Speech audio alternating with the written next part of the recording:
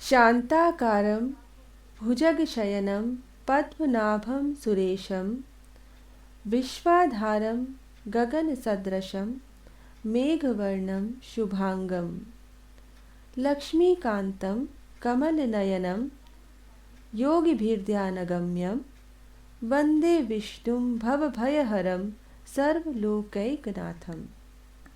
जय श्री कृष्ण। दोस्तों, भगवत भक्ति यूट्यूब चैनल में आप सबका स्वागत है। भक्तों, आज हम मोक्षदा एकादशी व्रत की कथा सुनाने जा रहे हैं। मोक्षदा एकादशी का व्रत मार्गशीर्ष महीने के शुक्ल पक्ष की एकादशी के दिन किया जाता है।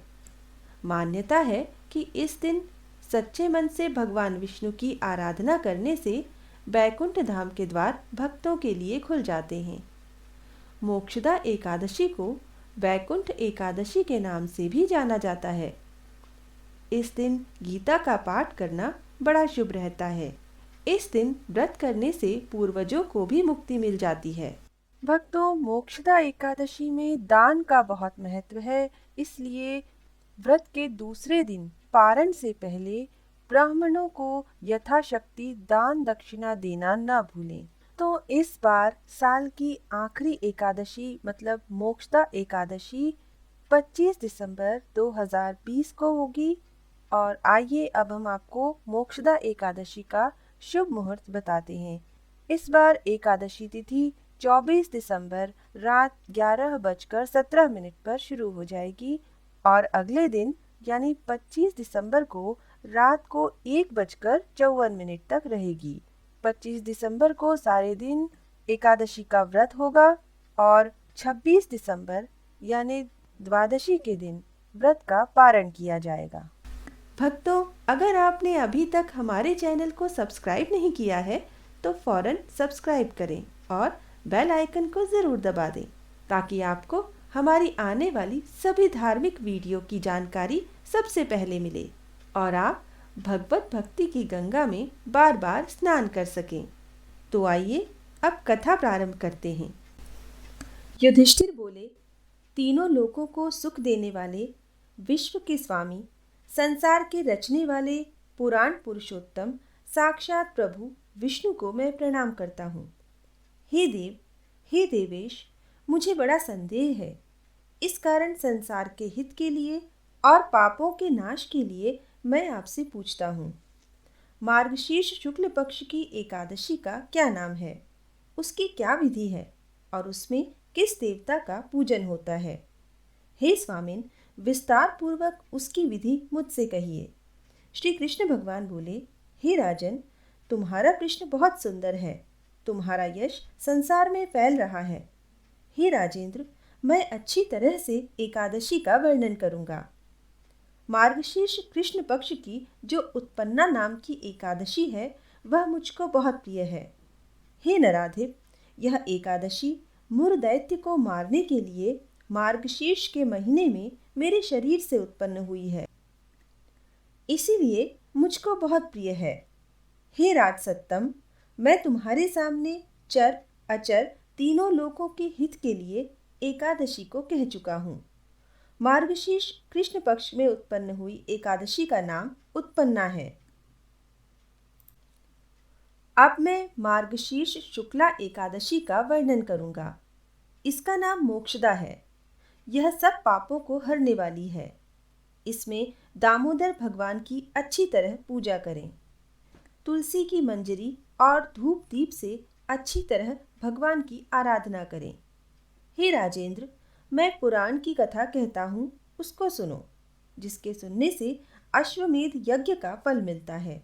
जिसके पिता, माता, पुत्र अधोगति में हों, वे इस कथा के पुण्य के प्रभाव से निसंदेह स्वर्ग को चले जाते हैं।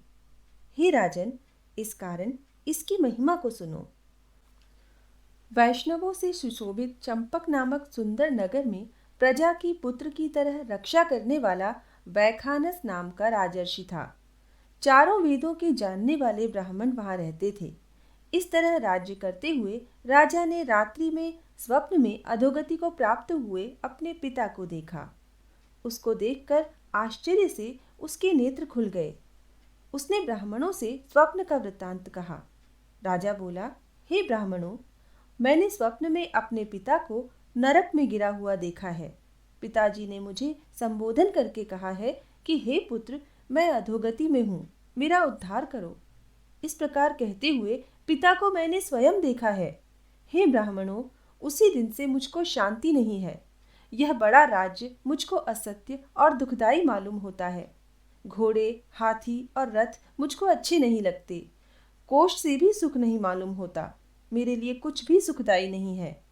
हे श्रेष्ठ ब्राह्मणों, स्त्री, पुत्र ये मुझको अच्छे नहीं लगते। मैं क्या करूं? मैं कहाँ जाऊं? मेरा शरीर जला जाता है। हे ब्राह्मणों, जिसके द्वारा मेरे पूर्वजों की मोक्ष हो जाए, ऐसा दान, व्रत, तप, योग कुछ बतलाइए। जिसका पिता नरक में है, उस बलवान पुत्र के जीवन से क्या लाभ? उस पुत्र का जीवन वृथा है। ब्राह्मण बोले, हे राजन, यहाँ पर्वत मुनि का आश्रम पास में है। हे राजा शार्दूल, वे भूत, भविष्य, वर्तमान सबको जानते हैं। उनके पास आप जाइए। वह दुखी राजा उनका वचन सुनकर जहाँ पर्वत मुनि थे उस आश्रम में गया। वह आश्रम बहुत विशाल था। शांत प्रकृति के ब्राह्मण, प्रजा और मुनीश्वरों से सुशोभित था। ऋग्वेदी, यजुर्वेदी, सामवेदी, अथर्ववेदी मुनियों के बीच में बैठे हुए पर्वत मुनि ऐसे मालूम होते थे मानो दूसरे ब्रह्मा हैं।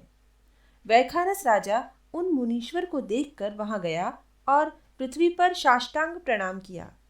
मुनि ने राज्य के 7 अंगों की कुशल पूछी और कहा कि तुम्हारा राज्य निष्कंटक तो है और राज्य में सुख शांति तो है। राजा बोला, हे विप्र, आपकी कृपा से 7 अंगों में कुशल है। राजा और ऐश्वर्य अनुकूल होने पर भी कुछ विघ्न उपस्थित हो गया है। हे ब्राह्मण, मुझे कुछ संदेह है, उसको निवृत्त करने को आया हूँ।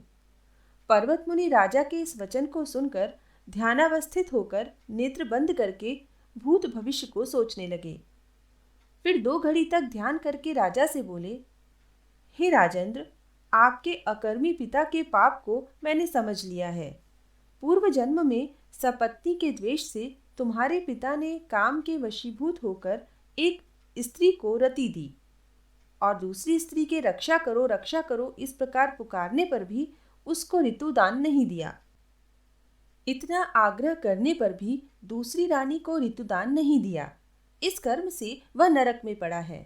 राजा बोले, हे मुने, किस व्रत और दान से उस पाप युक्त नरक से मेरे पिता का उद्धार होवेगा? वह उपाय मुझसे कहिए। मुनि बोले, मार्गशीर्ष शुक्ल पक्ष में मोक्षदा नाम की एकादशी है। तुम सब लोग उसका व्रत करके उसका पुण्य पिता को दे दो। उसके पुण्य के प्रभाव से उसकी मोक्ष हो जाएगी। मुनि के इस वचन को सुनकर राजा अपने घर आ गया।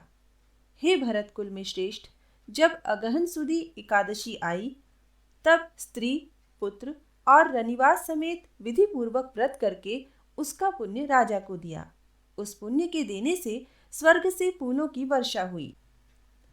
वैखानस का पिता देवताओं से स्तुति किया हुआ स्वर्ग को गया और आकाश स्पष्ट शब्दों में राजा से बोला, हे पुत्र, तेरा सदा कल्याण हो। यह कहकर वह स्वर्ग को चला गया। हे राजन, इस प्रकार जो इस मोक्षदा एकादशी का व्रत करता है उसका पाप दूर हो जाता है। अंत में उसको मोक्ष की प्राप्ति होती है। इससे बढ़कर निर्मल, शुभ और मोक्ष देने वाली कोई एकादशी नहीं है। जिन मनुष्यों ने एकादशी का व्रत किया है उनके पुण्य की संख्या हम नहीं कह सकते। चिंतामणि की तरह ये स्वर्ग और मोक्ष को देने वाली है। जय श्री कृष्ण।